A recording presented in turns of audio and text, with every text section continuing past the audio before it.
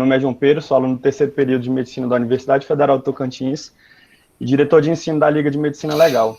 É com grande satisfação que convido para iniciarmos nosso curso introdutório a doutora Thalita Zerbini. Ela que é graduada em Medicina pela Faculdade de Medicina de Ribeirão Preto, da Universidade de São Paulo, tem residência médica em Medicina Legal e Perícia Médica pela Faculdade de Medicina da Universidade de São Paulo, FMUSP, é doutora em Ciências pela FMUSP, pós-doutora em Medicina Legal pela FMUSP, especialista em Medicina Legal e Perícia Médica pela Associação Médica Brasileira, especialista em Medicina do Trabalho pela FMUSP, especialista em Bioética pela FMUSP, especialista em Farmacovigilância, professora da Academia de Polícia Civil de São Paulo, médica legista do Estado de São Paulo e sócia fundadora da Zerbini, Sintra e Fusinato Perícias Médicas. Doutora, é uma honra tê-la conosco. Muito obrigado por aceitar nosso convite e sinta-se à vontade para começar a apresentação quando quiser. João Pedro, obrigada a você pelo convite. Eu gosto muito quando eu sou convidada a falar pelas ligas de medicina legal, porque eu fico lembrando da minha época, que eu já me formei, vai fazer agora 15 anos, né, que eu me formei. Então, eu entrei já na faculdade há muito tempo, e eu lembro que na minha época pensar em liga de medicina legal não era viável, porque não tinha gente suficiente interessada. Da minha sala, nós éramos em 100 alunos quando eu entrei, a gente terminou em 98, né, porque 2 acabaram sendo reprovados, mas de 100 alunos, só eu fui fazer medicina legal e perícia médica. E se a gente for pensar, Ribeirão Preto é um polo de medicina legal aqui do estado de São Paulo, e era impressionante porque as pessoas não tinham o conhecimento, na verdade, para saber que essa especialidade existia. Então, contem comigo para o que vocês precisarem, de conhecimento que eu puder compartilhar com vocês. Se tiverem as dúvidas, podem perguntar durante a apresentação. Como o João Pedro falou para mim, eu vou começar aqui a apresentar a tela. Como o João Pedro falou que era uma aula introdutória, e eu sugeri o tema para falar do que é medicina legal e perícia médica, eu entendi que era importante eu falar para vocês, desde o começo, o conceito, primeiro entender o que é medicina legal e perícia médica. Vocês já estão vendo a minha tela? Eu posso começar a apresentar? Estamos vendo sim. Estamos sim. Então, tá bom. Doutora Thalita, só um momento. Então, eu vou te interromper conforme as dúvidas forem surgindo, tá bom? Tá bom. Só para deixar avisado. Tá bom, obrigada. Assim fica melhor do que deixar para o final, porque às vezes a dúvida pode até ajudar a elucidar alguma coisa que não tenha ficado clara, não tem problema nenhum. Eu vim aqui trazer para vocês algumas informações a respeito de formação e áreas de atuação. Se alguém tiver interesse em fazer isso depois de formado, é bom vocês saberem que existem essas opções, porque isso também chama atenção durante a graduação, vocês podem tentar obter as informações necessárias. A primeira coisa, quando as pessoas falam em medicina legal, a primeira coisa que vem à cabeça já é autópsia. Então, se eu quiser fazer medicina legal, eu preciso gostar de autópsia. Eu não quero fazer isso porque eu quero tratar as pessoas, então eu nem quero pensar em medicina legal. Outra coisa que a minha geração, a de vocês um pouco menos, só que a minha geração foi muito impactada pelo fenômeno CSI. Não tinha uma pessoa que não falava de CSI na televisão para desvendar os crimes, e a medicina legal aqui no Brasil ficou estigmatizada como sendo atuação em área criminal, para desvendar crime. Isso, todo mundo falava na época, né? O negócio é, a medicina legal, quero deixar claro aqui para vocês, que não é só atuação em área criminal. E mesmo se eu quiser atuar só na área criminal, eu não vou só fazer autópsia.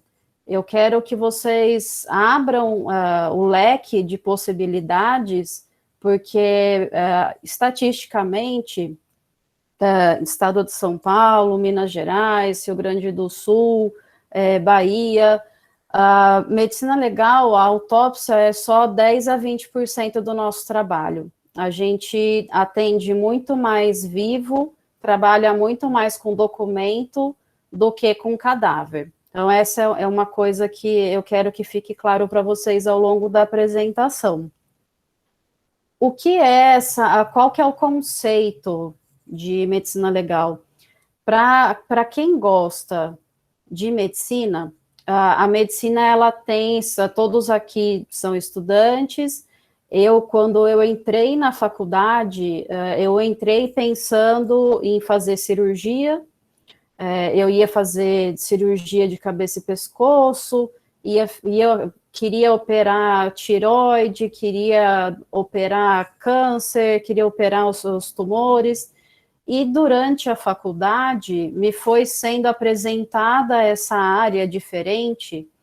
No 4º ano da faculdade, eu decidi que, além de ser cirurgiã, eu ia querer fazer medicina legal. No 6º ano, um mês antes de colocar o xizinho, porque na minha época a gente preenchia papel para falar qual residência a gente queria fazer, eu decidi que eu ia fazer medicina legal. Por quê? A medicina a gente pode dividir em 3 grandes áreas. A gente pode pensar na medicina curativa, que é o que a maioria conhece, a medicina assistencial. Tem a medicina preventiva e tem a medicina, que é o que eu faço, que é a medicina legal. O que é a medicina legal? É a área da medicina que faz junção com o direito. Quem me apresentou esse conceito foi o professor Munhoz. Ele foi o supervisor da residência médica que eu fiz, que eu vou apresentar para vocês. Esse conceito de medicina legal, a gente tem que pensar, eu atuo em medicina e tenho o pezinho no direito, eu tenho os conceitos jurídicos. Só que se eu ficar escrevendo nos meus pareceres e nos meus laudos conceitos médicos exclusivamente, o operador do direito não vai entender o que eu estou falando, porque o operador do direito não é formado em medicina. Ou seja, eu tenho que fazer a ponte entre o conhecimento médico e os operadores do direito. Por isso, eu não posso ficar enchendo o parecer e o laudo com coisas técnicas. Eu posso escrever, eu tenho que escrever o que estão me perguntando, mas de uma maneira que todos possam entender. Lembrando que os juízes, os promotores, os advogados, as partes que participam do processo, elas não têm necessariamente conhecimento médico. Ou seja, eu entendi que eu gostava de medicina, mas eu pensei que eu seria mais útil, digamos assim. Eu tinha, a minha intenção não era o tratamento, a minha intenção era fazer esse vínculo com o direito. Ou seja, pensando nisso, essa junção da medicina com o direito, ela não acontece só na área criminal, ela acontece em todas as áreas do direito. Eu vou contar para vocês bem rapidinho o que aconteceu com a especialidade, porque apesar da medicina ser uma área muito antiga, que já remonta de séculos, ela só foi reconhecida como especialidade em 2004, quando foi iniciada a residência médica, aqui na Faculdade de Medicina da Universidade de São Paulo, que foi a que eu fiz. Antes, ela era só uma área de atuação. Em 2004, existiam duas sociedades, eram dois conflitos, era a Sociedade de Medicina Legal, que era formada basicamente por médico legista, e tinha a Sociedade de Perito, que eram outros médicos que não atuavam na área criminal como médicos legistas. E depois de muita conversa, de muita discussão, entendeu-se que, na verdade, todos faziam parte da mesma especialidade, até que, em 2011, foi reconhecida a especialidade denominada Medicina Legal e Perícia Médica. Então, hoje em dia, quando a gente fala medicina legal, a gente está se referindo a todos os tipos de perícia. Então, se alguém tiver interesse exclusivamente em criminal, ok, eu posso fazer medicina legal. Se eu tiver interesse em outras áreas que não criminal, também, ok, eu posso atuar nessa área sem problema nenhum. Até se chegar nesse consenso foi muito difícil, mas agora a gente entende que 10 anos depois, mais de 10 anos depois, essa situação já está consolidada. A medicina legal, quando eu falei para vocês que ela que existe há séculos, é uma das áreas mais antigas que a gente tem, ela nasceu da necessidade do direito de entender as coisas, porque os operadores do direito, eles estavam frente a algumas situações que eles não sabiam se quem estava falando ao mais próximo do real era uma parte ou se era outra. Essa junção do conhecimento, essa explicação, ela é feita por meio de uma prova, e essa prova no direito é chamada de perícia. Nós médicos fazemos, então, a perícia médica. Lembrando que dentro da medicina, é a única especialidade médica que não visa saúde, não visa a cura, não visa a prevenção. O objetivo da medicina legal e perícia médica é a justiça, é a gente chegar o mais próximo da realidade dos fatos possível. Ou seja, na medicina legal, a gente não cria hipóteses, a gente tem que entender os fatos. A perícia médica trabalha com fatos. A história que o paciente conta para o médico assistente, ela tem um peso. Para quem já teve a semiologia, para quem já está mais avançado no curso, entende que tem um peso. O periciando contar para o perito, a história, esse histórico, ele já tem um valor mais relativo do que outras provas que vão surgir durante esse processo ou durante o inquérito policial.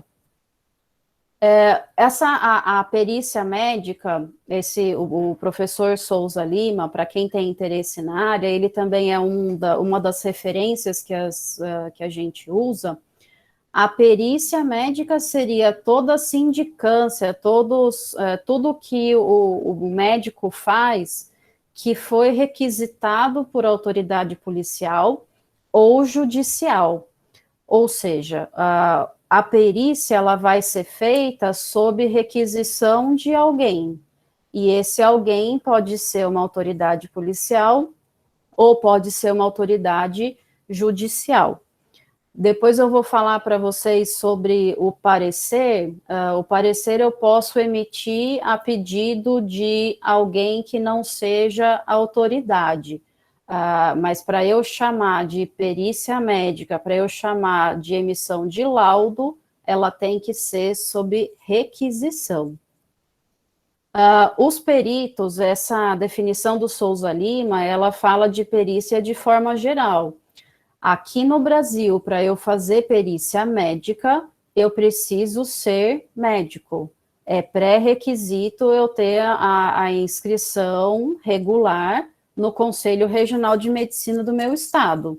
Ou seja, a perícia médica, ela não pode ser feita por fisioterapeuta, por fonoaudiólogo, ou por alguém que não tenha inscrição no Conselho Regional de Medicina. Isso, a geração que tem vindo agora, esse é um dos problemas que está sendo enfrentado. As outras especialidades, né, as outras formações começando a fazer perícia.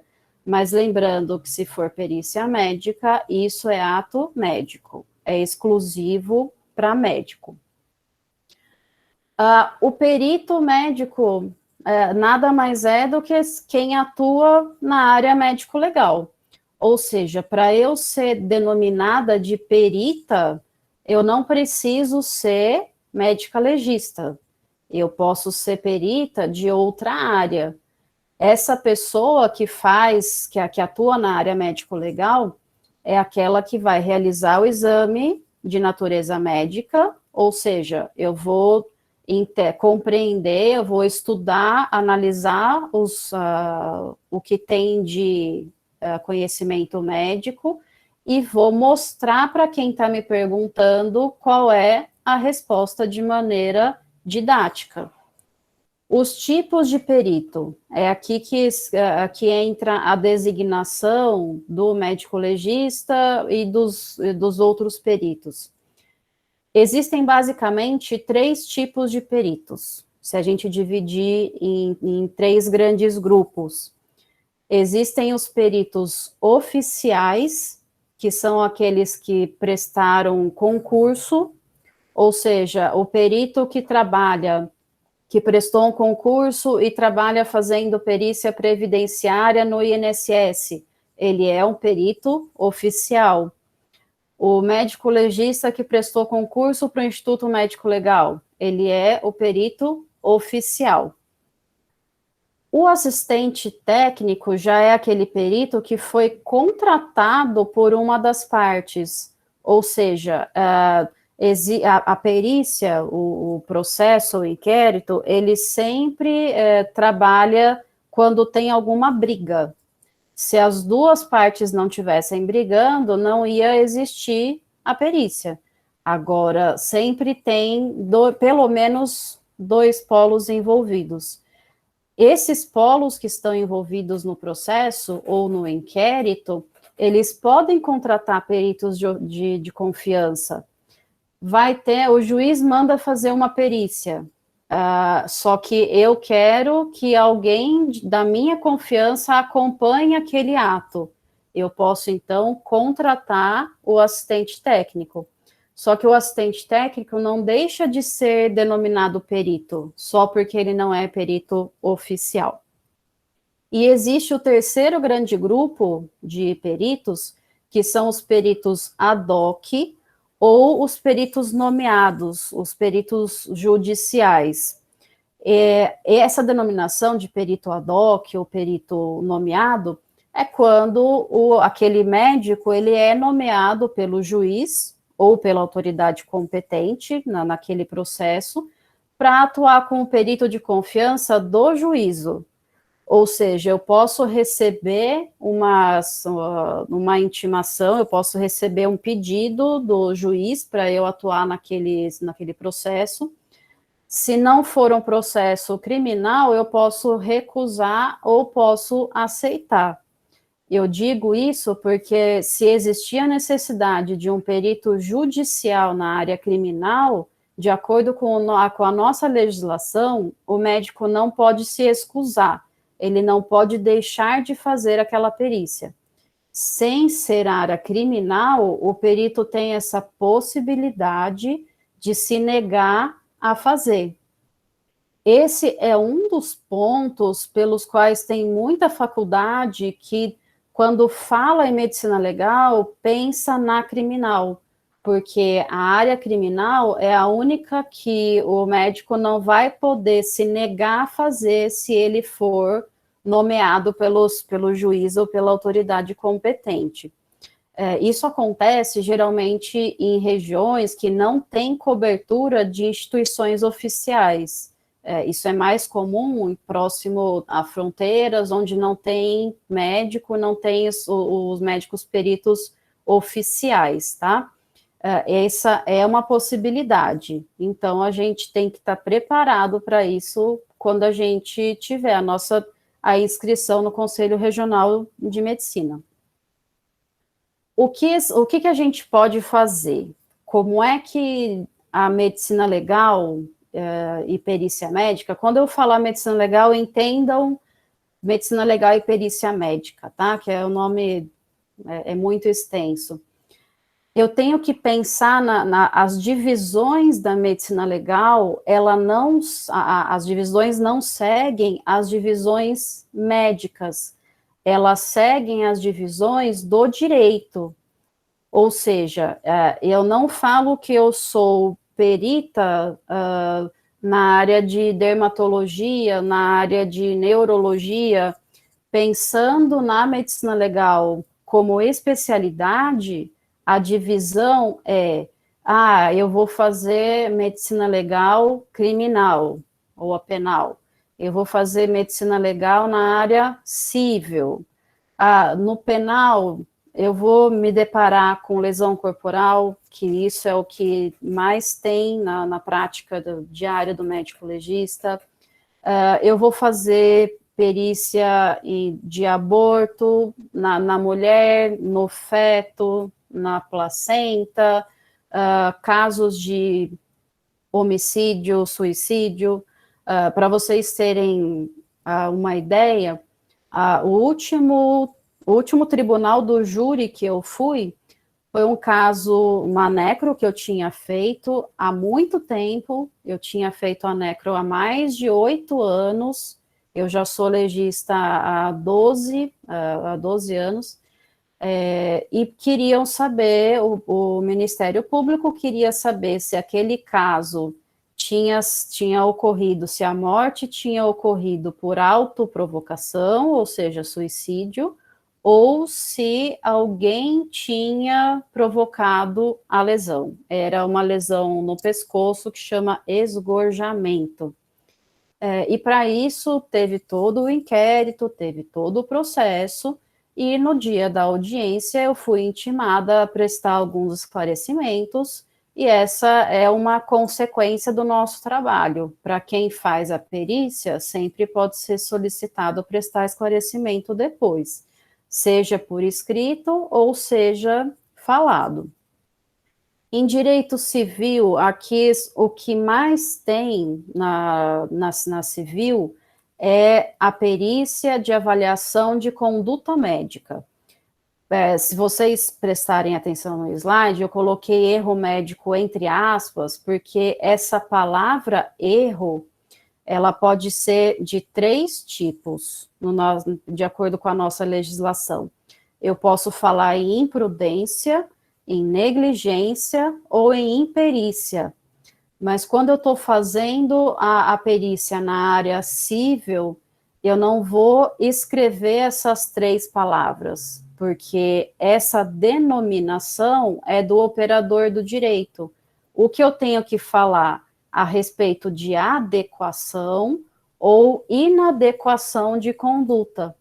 E aqui dentro vocês podem imaginar que essas perícias de conduta médica, dentro das divisões da medicina, elas acontecem em todas as especialidades. A formação, por exemplo, a formação que a residência médica dá para atuação na medicina legal e perícia médica é pensando que você pode fazer a perícia em toda a área de conhecimento médico e não só em uma das especialidades médicas.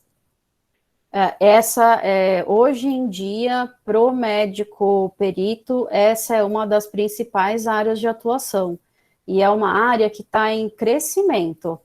Quando eu saí da faculdade pensando em fazer isso, eu tinha um pensamento diferente dos demais. Eu falei para vocês que só eu de 100 pessoas, então só uma em 100 pessoas.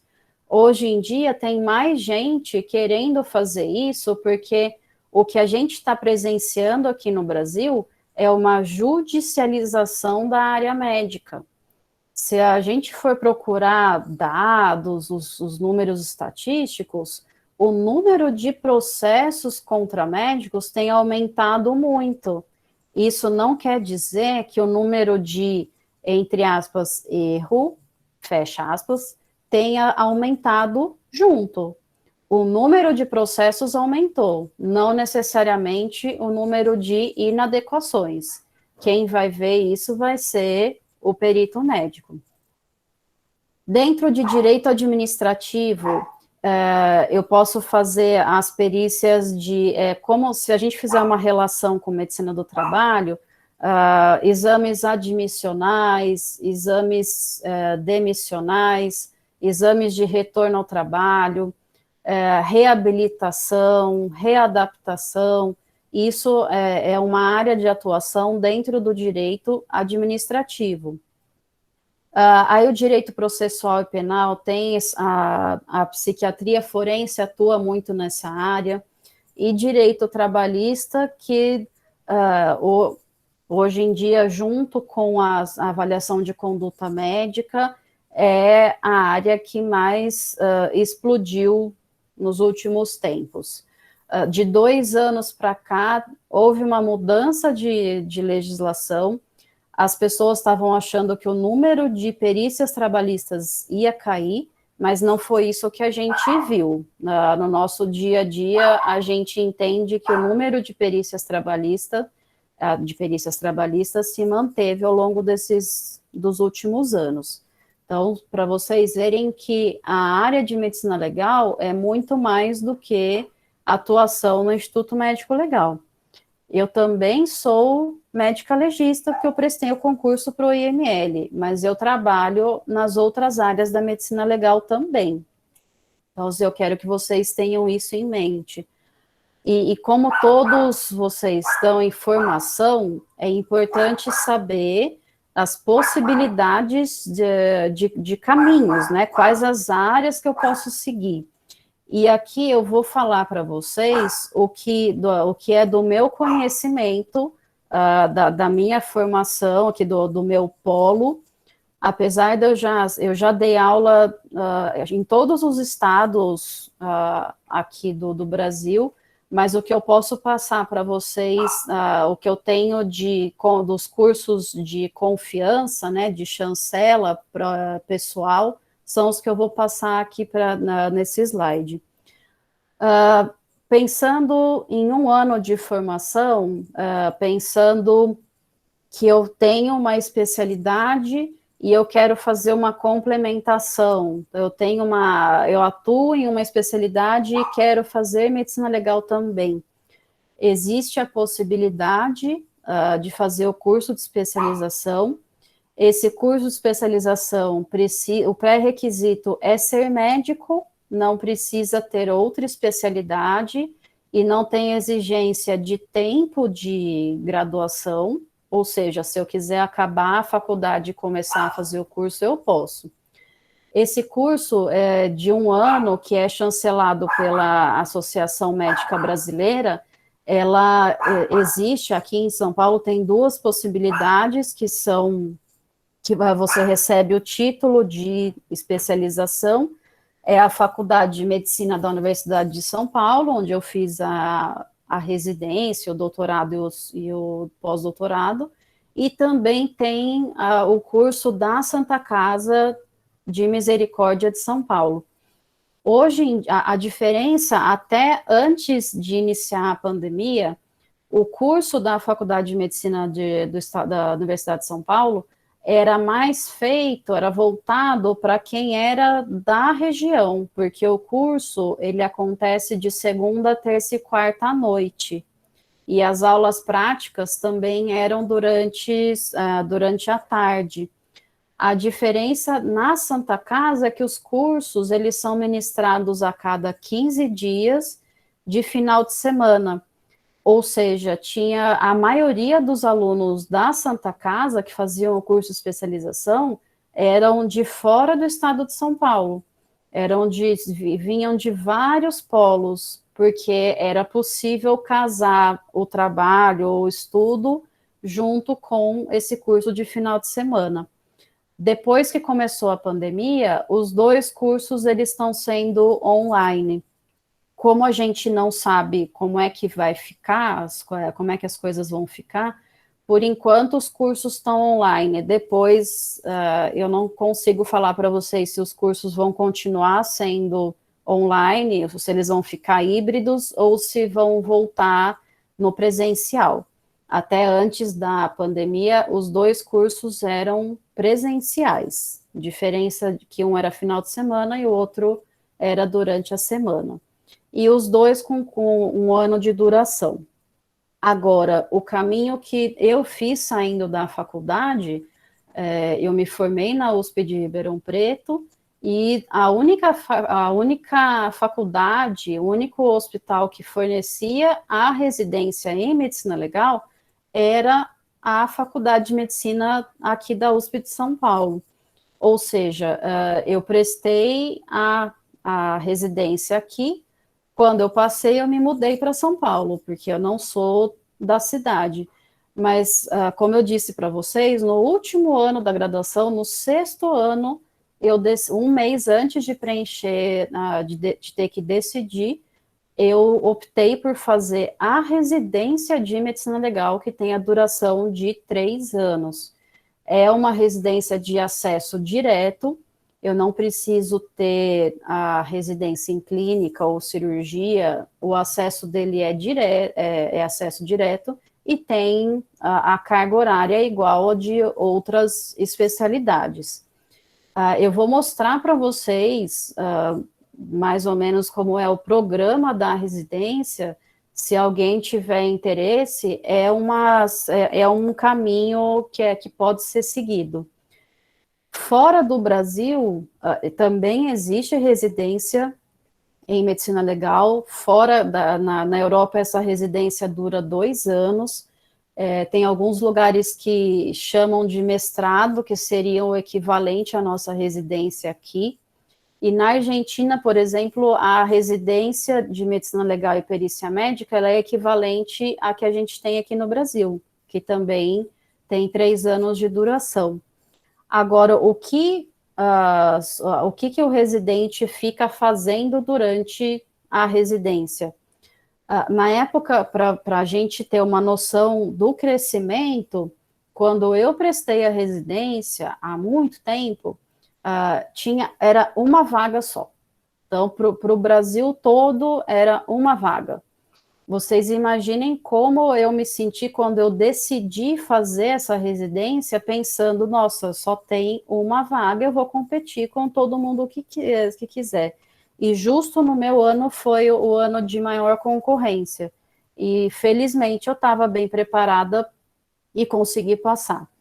A residência médica, a prova da residência, ela é igual para as outras especialidades, ou seja, tem prova prática de pediatria, de ginecologia, de obstetrícia, essas coisas. Não é porque a gente vai estar prestando uma residência para uma área judicial dentro da medicina que a gente não tenha que saber fazer as outras coisas.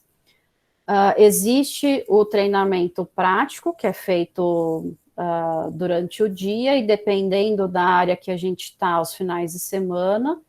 E o embasamento teórico, ele é fornecido pelos cursos de especialização.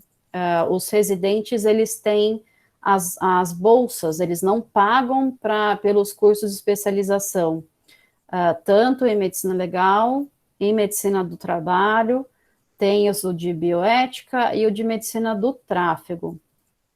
Além disso, tem reuniões científicas que são discutidos casos práticos e casos reais, e a residência possui um preceptor próprio, que isso também aconteceu, foi a transição do fim da minha residência, a gente começou a ter preceptor próprio, porque na época que eu entrei, a gente ainda não tinha. Hoje em dia, são 5 vagas por ano, então, de uma vaga cresceu para 5, que é um crescimento, a gente pode chamar de exponencial em pouco tempo, num prazo para aproximadamente 10 anos, de quando eu saí da preceptoria. e isso foi um ganho para a especialidade, porque especialidade não se mantém sem residência médica. Isso é fundamental para a manutenção da especialidade. No primeiro ano da residência, o R1, ele fica rodando pelo hospital. A maioria das pessoas não sabe o que o residente de medicina legal está fazendo lá, porque as pessoas associam medicina legal com autópsia, associam com o IML. Então, por que o residente tem que passar, tem que dar plantão na cirurgia? Porque depois, quando ele for fazer uma perícia, se perguntarem se a conduta médica foi adequada ou não, como é que ele vai dizer se é adequado ou se é inadequado se ele não sabe? Ou seja, o médico que sai formado dessa residência, ele tem que ter uma formação geral. Quantos casos que eu já não fiz de apendicite, apendicectomia, colecistectomia, o que vocês imaginarem cai na nossa mão para fazer perícia, em todas as áreas. O R1 passa em estágio na psiquiatria, ele passa na ginecologia obstetrícia, passa na pediatria, e também há alguns anos que a residência médica conquistou esse espaço, os residentes, eles acompanham as perícias cíveis que são feitas no Instituto aqui do Estado de São Paulo, onde são feitas as perícias de conduta médica, em que houve solicitação de gratuidade de justiça.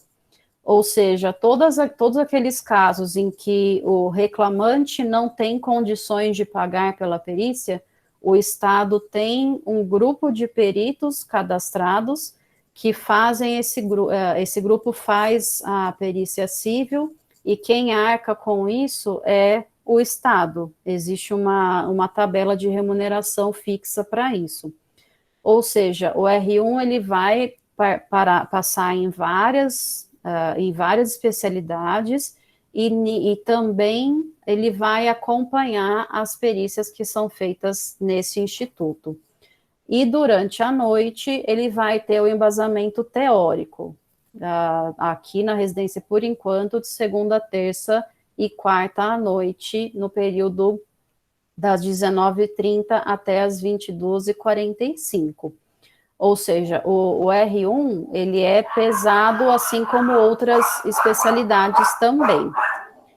No R2, já tem o direcionamento para atuação pericial já é maior.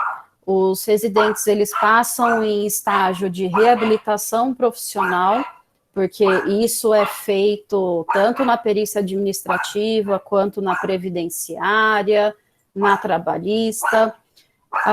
O médico residente, ele também tem que passar em estágios como na medicina do trabalho, ele vai passar em ambulatórios de grandes empresas, tem que ter conhecimento de serviço ocupacional de SESMIT, de SSO, ele vai começar a fazer as perícias, não só acompanhar, mas também fazer as perícias cíveis, que são feitas nesse instituto chamado IMESC.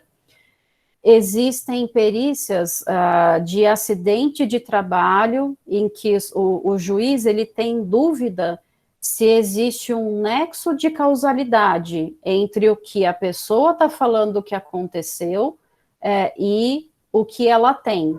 Será que o que ela teve foi decorrente do trabalho que ela exercia ou não? Isso o juiz não tem como saber sem ter esse conhecimento médico.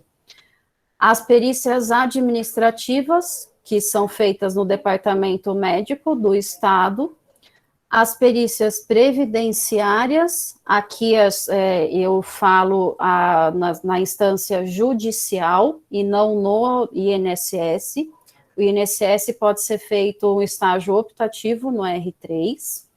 E à noite tem a especialização em medicina do trabalho, porque o residente ele tem que saber, tem que ter o mínimo de conhecimento para fazer perícia trabalhista, previdenciária e, inclusive, criminal. Se a gente não tiver o conhecimento de medicina do trabalho, eu perco muita informação que poderia ser fundamental. No terceiro ano da residência, aí entra... Doutora Thalita. Oi. Surgiu uma dúvida aqui no chat.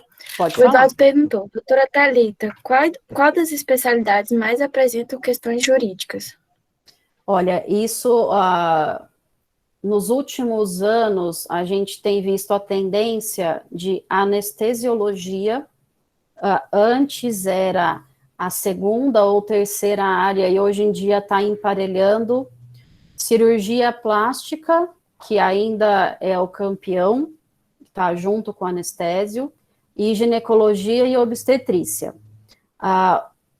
Eu vou falar para vocês uma estatística, eu não quero que vocês se assustem, porque vocês ainda estão em formação. Essa é o que eu vou falar para vocês é motivo de atenção na própria formação. Uma coisa fundamental durante o trabalho médico é elaborar um bom prontuário, independente da especialidade que você tiver. Eu não posso, eu vou prestar todo o atendimento necessário, mas eu tenho que passar todo aquele atendimento, tenho que deixar registrado no prontuário. Porque numa eventual judicialização, a sua defesa é o prontuário médico. Ou seja, se eu escrever alta com orientações, retorno se necessário, quais são essas orientações? Quais foram as orientações? Em que caso que o médico julgou necessário? Porque muito caso fala assim, mas ninguém falou para minha mãe, para o meu pai, que ela tinha que voltar se a dor de cabeça dela piorasse, ou se ela tivesse tontura, alguma coisa do tipo. Eu não posso, pensando o médico e o perito, a gente não tem oportunidade para justificar depois. A elaboração do prontuário, ela é fundamental. Se eu pensar em anestésio, em cirurgia plástica e pensar em GO, em ginecologia e obstetrícia, isso toma uma proporção ainda maior. Chega a chance, hoje em dia, né, das últimas estatísticas, a chance de você responder a um processo durante a sua atuação é de 50%. Ou seja, se eu pensar nisso, a cada 2 casos que eu atender, um deles pode me processar. A estatística é muito alta. Isso não quer dizer que eu vou ser processada em 50% dos casos. Agora, dificilmente, hoje em dia, o médico passa toda a sua carreira sem responder algum processo ou ser envolvido em algum inquérito. A sugestão que eu tenho para vocês, a orientação, na verdade, é sempre elaborar um bom prontuário. E o principal motivo da judicialização, mais de 85% dos casos, das denúncias, elas são motivadas por uma falta de boa relação médico-paciente. Ou seja, eu tenho que ter empatia no meu atendimento, eu tenho que ter toda a paciência, a predisposição, tudo para explicar direitinho, para atender bem as pessoas, para elas não saírem de lá com dúvida. Se eu tiver um bom relacionamento médico-paciente, isso garante para você uma proteção. Ou seja, o que fica de lição no nosso encontro de hoje, independente da especialidade, façam um bom prontuário médico, independente de onde estejam atuando, seja em pronto-socorro, seja no ambulatório. ficou Doutora claro? Thalita, Diga. Tem uma pergunta aqui no chat. A Neslane perguntou diretamente da ortopedia. Se apresenta muitas questões jurídicas. Também ela está a seguir no ranking, digamos assim. A ortopedia, ela tem as queixas mais voltadas para adulto do que pediatria, e a maioria das alegações em ortopedia ou é falha do tratamento conservador, que se alega que a cirurgia tinha que ser feita de modo mais precoce, em alguns tipos de fratura, queixas voltadas à cirurgia de coluna vertebral, tanto ortopedia quanto neurologia. Ortopedia também é uma das especialidades mais visadas, mas menos do que do que as 3 que eu falei para vocês, tá? Mais alguma dúvida, por enquanto? Sim, o João Pedro perguntou. Doutora, a senhora acredita que na faculdade aprendemos a fazer de forma detalhada e eficaz um prontuário? A elaboração do prontuário, tem algumas faculdades que têm na graduação essa disciplina de elaboração de prontuário, mas uma coisa que eu tenho que ter em mente, a elaboração do prontuário eu aprendo muito durante a semiologia, ou seja, desde o começo eu tenho que prestar atenção em todos os itens que são necessários. Da semiologia até o final do 6º ano, eu consigo elaborar um prontuário sozinha. Agora, o que as faculdades não, a maioria, elas não colocam em evidência? A importância do prontuário. O prontuário, ele não está ali, a gente tem que pensar que o prontuário, ele é do paciente. O médico e o hospital, eles estão com a guarda daquele prontuário, só que a propriedade, a posse do prontuário é do paciente. O prontuário, ele não tem que servir somente para uma comunicação de médico para médico. Eu tenho que deixar claro todas as informações que eu passei para o paciente, porque aquilo pode ser objeto de averiguação um dia também. Esse outro lado da importância do prontuário, eu entendo que não é que as faculdades, durante a formação, elas não dão a importância necessária. E aí chega durante a residência, eu já fiz muitos casos envolvendo R1, que não necessariamente de inadequação, tá? Que não que resultaram em inadequação. Mas a partir do momento que eu tenho a autonomia, que eu tenho a inscrição no Conselho Regional de Medicina, eu estou sujeito a isso, seja no R1, seja no meu último ano de atuação.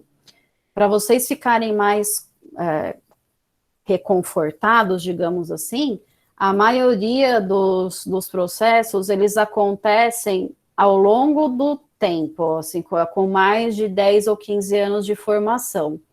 A maioria não acontece no começo, mas isso, existem algumas explicações, porque o médico, ele tende a querer fazer as coisas com mais velocidade, e o paciente entende que não está recebendo a atenção adequada, o médico chega a um ponto que ele fica muito confiante, que a confiança extrapola os níveis, e aí a gente entra numa seara muito extensa, tá? Mas lembrem disso, aprender a fazer prontuário, vocês vão aprender até o final do 6º ano, com certeza.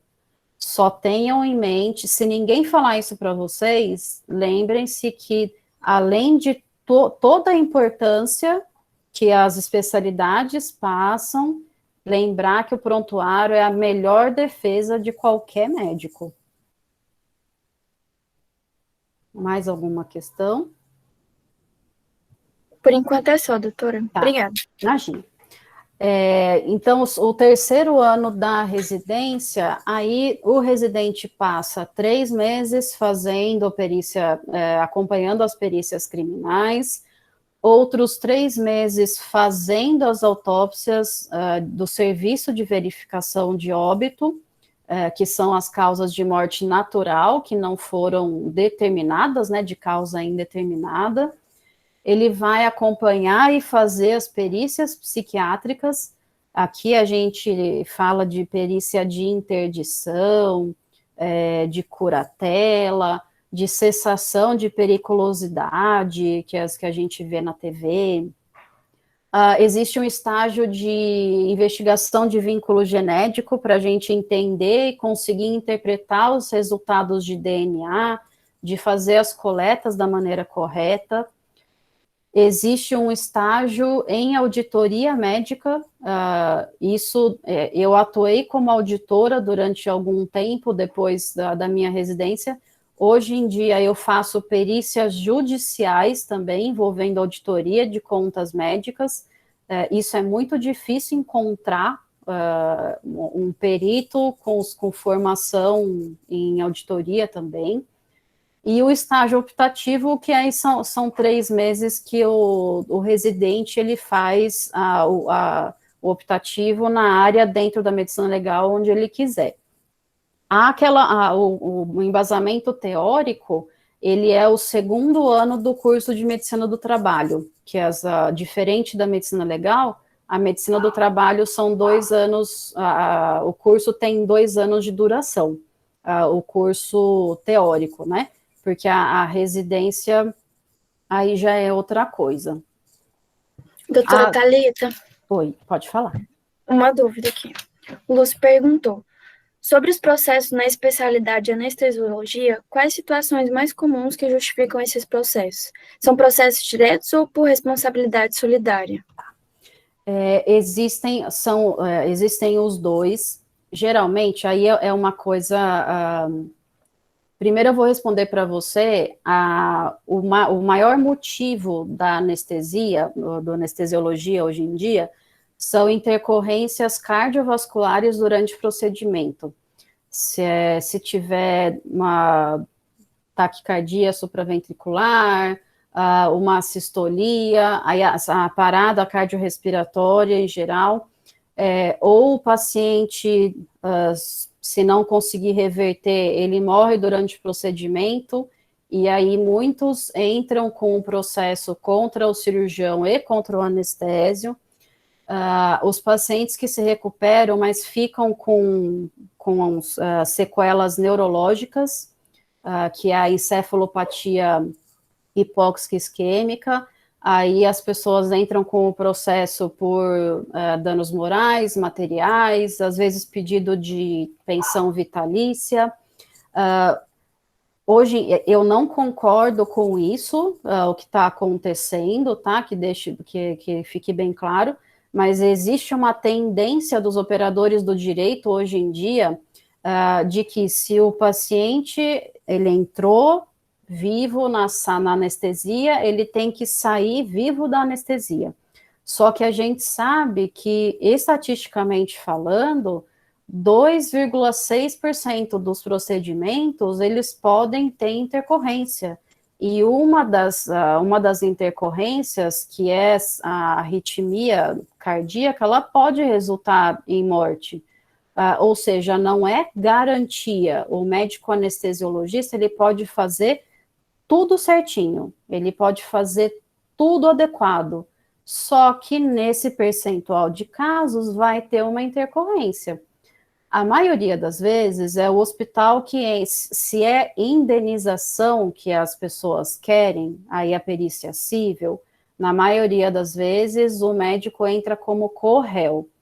No criminal, aí é pessoa física. Quando é criminal, que as pessoas querem a punição, não querem indenização, aí o médico é o que responde, né? Porque pessoa jurídica não tem como responder esse tipo de caso.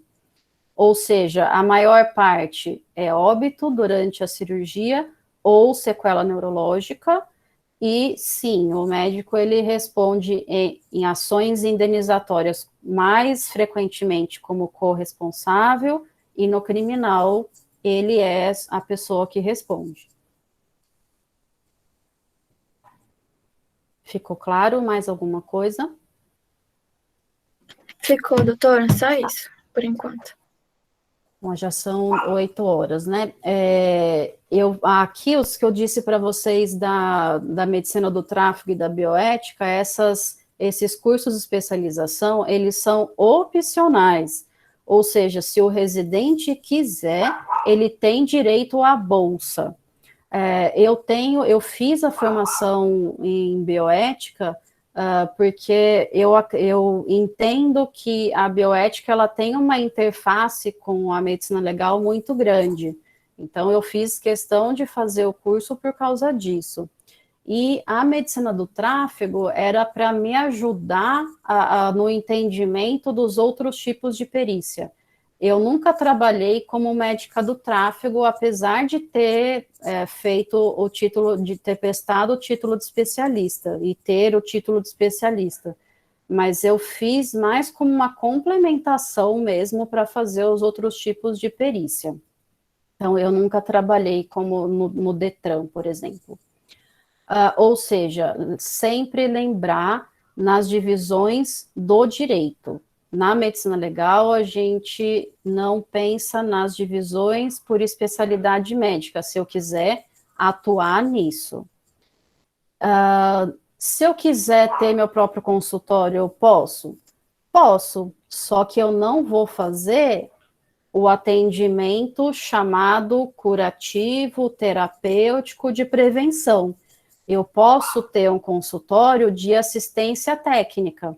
Lembra que eu expliquei para vocês que o perito ele pode ser contratado como sendo de confiança de uma das partes envolvidas? Como médica legista, eu não posso ser sócia administradora, mas eu posso atuar em outras áreas que não o criminal. As pessoas, tanto médicos, quanto hospitais, quanto empresas, eles podem contratar um perito para atuar como sendo de sua confiança. Ou seja, além da atuação no Instituto Médico Legal, eu também tenho o consultório próprio de assistência técnica, tanto na área civil, quanto na previdenciária, trabalhista, porque eu tive essa formação mais completa. Os serviços realizados, eu disse para vocês lá no começo que laudo eu faço sob requisição. Agora, se alguém, se tiver alguma intercorrência, alguém fala assim, nossa, antes de entrar com um processo, eu quero saber se houve uma adequação ou uma inadequação. Essa pessoa pode pegar o seu prontuário e pedir para alguém analisar. E essa pessoa faz um parecer, dizendo se no entendimento se houve adequação ou inadequação. Lembrando que essa análise tem que ser imparcial. Eu não vou fazer aquilo que a pessoa, o objetivo que ela quer é ter na adequação. Se eu analisar e entender que houve todo o procedimento adequado, eu tenho que escrever sobre a realidade dos fatos, e não aquilo que a pessoa tem em mente que aconteceu. Eu posso fazer consultas, as pessoas podem querer tirar dúvidas a respeito disso, tem assistência técnica, eu já disse para vocês, e entre outras muitas coisas que a gente pode fazer. Lembrando que o perito, ele vai buscar a realidade dos fatos, ou seja, ele não pode se sentir pressionado por ninguém. Eu não posso, a minha avaliação, ela tem que ser totalmente imparcial, independente da expectativa de um ou de outro, seja quem for que estiver do outro lado. Porque quando a gente trabalha como perito, a gente não pode pensar tal pessoa tem tal função, para a gente isso inexiste. Eu tenho que atuar em todas as perícias de forma equivalente. Nem polícia, nem juiz, nem ninguém. A perícia é imparcial. O que eu penso o papel que o perito tem, essa figura, essa ilustração, ela demonstra muito aquilo que eu entendo como ser perito. É você colocar, trazer a verdade, você mostrar aquilo que aconteceu, porque a história, cada um conta o jeito que quiser. O mesmo fato pode ser contado de inúmeras formas. Agora, qual é o papel do perito? Mostrar qual foi a realidade dos fatos. Bom, gente, era isso que eu queria mostrar para vocês. Me desculpem, acho que eu passei um pouquinho do tempo. Se vocês quiserem mandar algum e-mail, tirar alguma dúvida, o João Pedro, ele me achou nas redes sociais. Eu não sou de usar a rede social, tá? Se vocês tiverem alguma dúvida, quiserem falar comigo, é mais fácil até mandar e-mail do que, às vezes eu demoro para ver as outras redes sociais, tá bom? Eu ainda estou disponível para dúvidas, se alguém quiser falar alguma coisa, eu vou interromper aqui o compartilhamento para vocês ficarem à vontade, tá?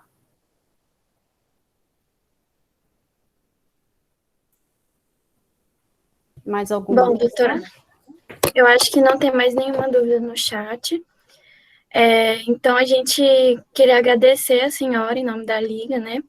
Uma aula muito enriquecedora. Muito obrigada por ter participado do nosso curso introdutório. E é isso, uma boa noite para a senhora. Obrigada, gente. Boa noite, obrigada pelo convite. Eu estou à disposição, tá? Fiquem à vontade para entrar em contato comigo. Doutora, uma dúvida aqui no chat. Sim. Literatura geralmente indicada para concursos? Tá. Para concurso público, eu vou ver se eu tenho aqui à mão. O que os concursos mais usam é esse livro de... a minha câmera está aberta ainda, né? Sim. Os autores de medicina legal, eles são muito criativos, então todos os livros chamam medicina legal, tá? Não tem é difícil você encontrar outro. Esse é o que mais se usa o Genival Veloso de França, é o mais conhecido, que é o que mais se pede para concurso de ML, por aí. Eu faço muita questão de concurso, mas eu costumo usar outros livros, tá? Mas esse outro livro também, que chama Medicina Legal, que não tem outro nome, do Higino de Carvalho Hércules. Esse livro é muito bom para perícia criminal, e tem inúmeros outros, tá? Para quem tiver interesse, um dos melhores livros de criminal é esse daqui, do Flamínio Fávero, que vocês só vão encontrar em sebo, que não tem mais edição hoje em dia renovada. E outro, gente, aqui no meu escritório tem livro até não acabar mais de medicina legal. Mas para quem quiser prestar concurso, esses 3 são os mais utilizados. Muito obrigada, doutora. Acho que agora a gente encerrou as dúvidas. Boa noite. Boa noite, parabéns pela organização de vocês, tá? Doutora, eu gostaria só de agradecer novamente a senhora pela disponibilidade. Eu tenho certeza que foi uma aula enriquecedora para todos nós. E essa questão de abrir o leque da medicina legal também é muito interessante, porque todo mundo fica naquela cabeça que é só IML, IML, IML, e realmente não é. Muito obrigado, em nome da Liga. E vamos ver futuramente se a senhora consegue dar um pulinho aqui em Palmas, né? Depois que as coisas voltarem. Isso, a gente está à disposição, tá bom? Obrigada, muito obrigado. Obrigada, gente. Boa noite.